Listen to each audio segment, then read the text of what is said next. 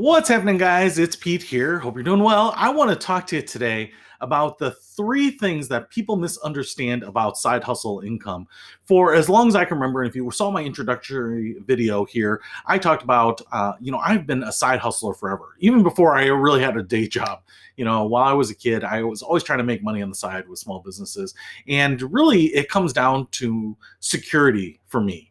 I really wanted to know that I had income coming because of my own efforts, as opposed to being reliant on someone else employing me, giving me a job, giving me a paycheck, those types of things. And so I've always dabbled in side hustles and had some spectacular failures and had some good successes with them. And I learned a lot along the way. But along that journey, I learned that there are three things that most people misunderstand about side hustles, particularly about what the income will do for people. And I wanted to talk about that because if you're not doing a side hustle, it's hard to know what to expect. And there are a lot of people out there that I think will use these three excuses to kind of talk people out of doing side hustles, right?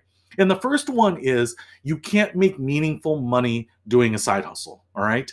And the reality is that most side hustles, especially side hustles that you trade your time for money, are probably not going to generate a ton of income. You can probably expect, if you're going to work part-time, sorting boxes or mail or driving an Uber or, those types of part-time jobs, which can be side hustles, will maybe only trade you off minimum wage, maybe trade off $10 an hour, right? So you're not going to necessarily make a ton of money doing it. And it's probably going to be fairly limited, right? So even if you do it for 6 months or a year, you might not be scaling that money up a lot. And a lot of people say it's just not meaningful income.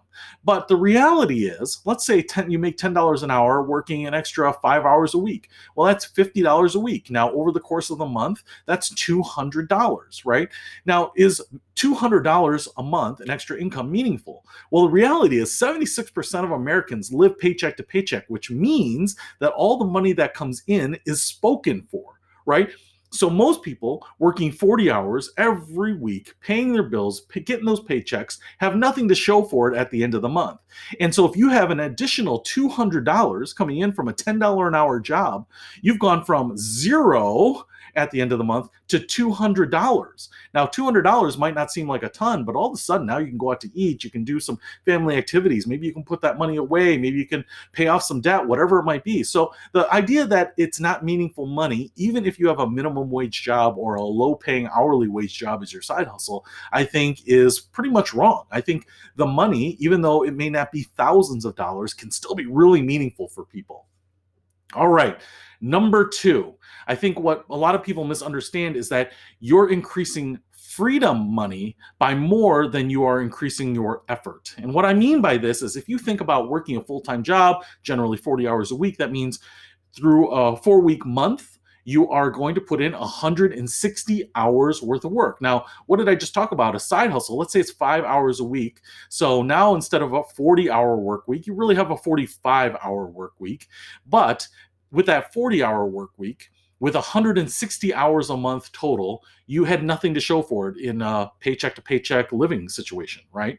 But now with 45 hours a week, so we're just increasing our workload each week by 5 hours, we are looking at 180 hours in total worked hours that month, but we have $200 to show for it. So what we're really doing here is we're only really increasing the amount of work that we're doing by 10, 11, 12%.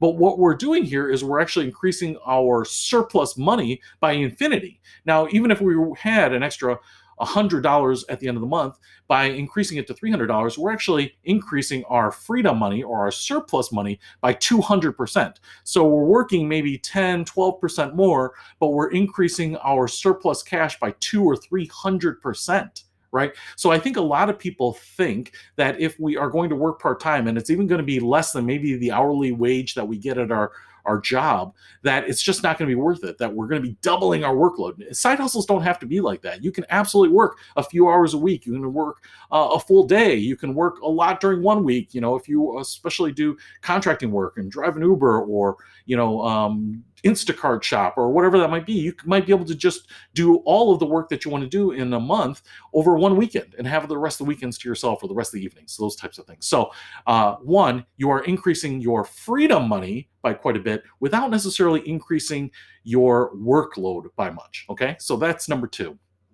And number three, side hustle income could mean the difference between financial independence and financial ruin. So there's an interesting stat out there that says that most people go into retirement with less than $10,000 of net worth. Less than $10,000. And I think a lot of people are counting on Social Security being there. I think the majority of Social Security recipients, Social Security is their entire income, right? So a lot of people in retirement are counting only on Social Security for their income, which means that they don't have their own nest egg to tap into.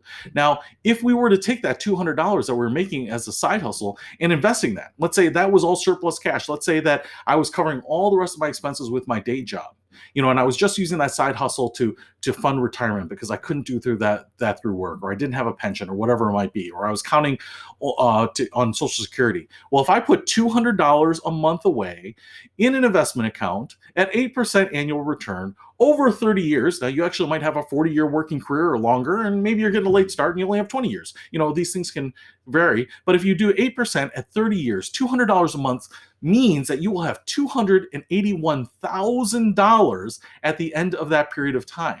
That's just $200 a month. Now, if you go into retirement counting on Social Security only for your income, and you have this other nest egg that came exclusively from your side hustle that amounts to $281,000, I think you're in a lot better shape than the other people that are going into retirement with only $10,000. So maybe that's not enough for you. Maybe that's more than you could have ever imagined having as a net worth, but $281,000 from a side hustle is certainly nothing to sneeze at. So that is certainly possible. And I would say that there's even more opportunity as you get raises, as you scale up your side hustles, you get better side hustles, as you figure out how to expand your time and leverage it better. There's all sorts of upside to it too, right? But we don't necessarily have to figure that out yet. I think the key here is if you can embrace the idea of a side hustle, despite the fact that it might not pay a lot, despite the fact that it might not seem like it's very challenging to you, it might mean the difference between financial freedom and financial scarcity and ruin. So that's my thoughts on side hustle. Just a couple of quick thoughts that I think people get wrong a lot and might be holding you back from picking up a side hustle of your own. That's it. I'll see you later.